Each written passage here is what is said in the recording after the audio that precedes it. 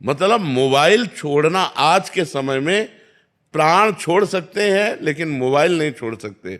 अब मोबाइल में जो लगा हुआ है, बड़ी रीलें हैं, बड़े सीरियल हैं, बड़ी चीजें हैं, तो उसी में मन लगा है तो शास्त्र श्रवण तो हो नहीं सकता कि बैठकर हम गीता जी का अध्ययन करें, मनन करें, भागवत जी का अध्ययन मनन करें, वेदांत शास्त्रों का, स्मृतियों का, हम धर्म ग्रंथों का। ऐसा तो समय नहीं रह गया। और नौजवान कब गीता पढ़ने लगे? अब वो व्यसन में उतर गए, क्योंकि सतमार्ग में दो ही हमें लगा सकते हैं, या संत या शास्त्र।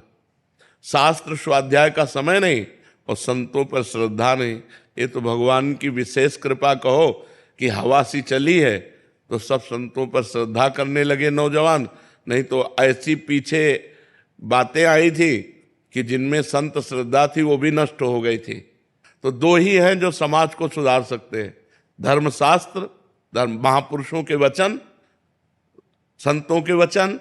अगर हम संत वचन सुने, संत वाणी सुने, शास्त्रों का स्वाध्याय करें तो आज हम फिर सुधर सकते हैं। अगर ये नहीं तो सुधरने के कोई चांस नहीं है और अंततोगत्वा अपना ही विनाश करना पड़ेगा। जब आप धर्म से विरुद्ध चलोगे, पापाचरण करोगे, तो तुम्हारा मन ही तुम्हें करने के लिए प्रेरित कर देगा। अपने आप अपने हाथ से अपने को मारोगे यदि गलत आचरण करोगे, तो यही मन तुम्हें ऐसा प्रेरित कर देगा कि तुम अपना नाश स्वयं कर लोगे। इसलिए भाई, करुणा और मैत्री भागवतिक शब्द हैं।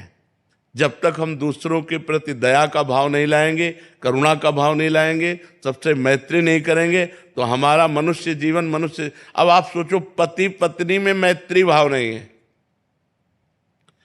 जहां अर्धांगिनी कहा गया वहां मैत्री भाव नहीं। तो ऐसा समय चल गया कि पत्नी पत्नी में, भाई भाई में, माता पुत्र पिता में जो पवित्र संबंध है उनमें भय का समावेश हो गया।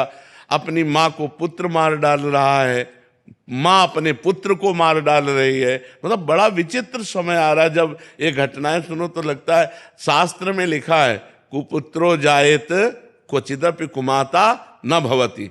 तो आज जो हमारा मानसिक स्तर है वो राक्षसी भाव को प्राप्त होता जा रहा है।